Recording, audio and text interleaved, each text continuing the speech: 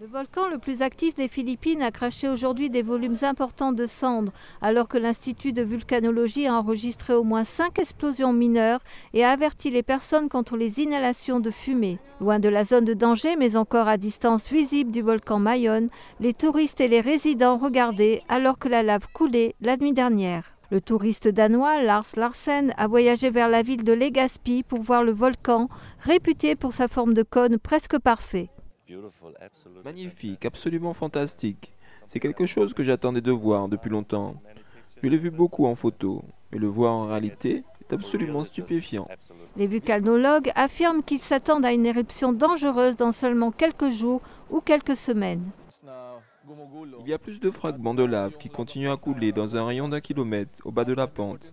Et nous avons des rapports faisant état de bouffées ou d'explosions de cendres supplémentaires. Une colonne de cendres a atteint les 900 pieds, environ 275 mètres, et des rochers enflammés se sont aussi détachés du sommet du cratère.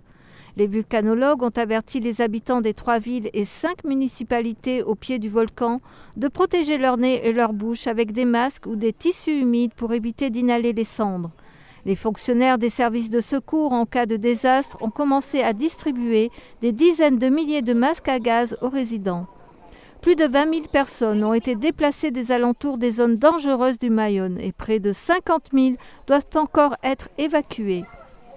Les Philippines se trouvent sur un anneau de feu, une ceinture de volcans entourant l'océan Pacifique qui est particulièrement sujette aux tremblements de terre.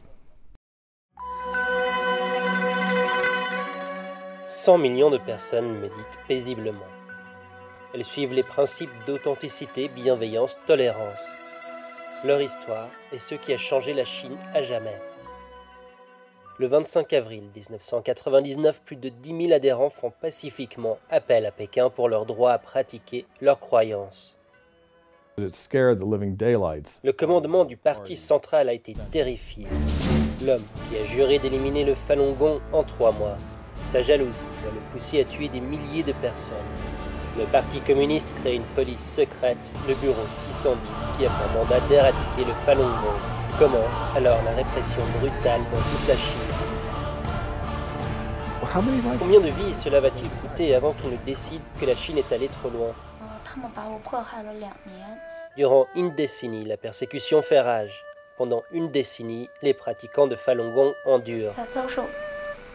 迫害的情况下，把我折磨成这样的，都给我卸开吧，怕什么呢？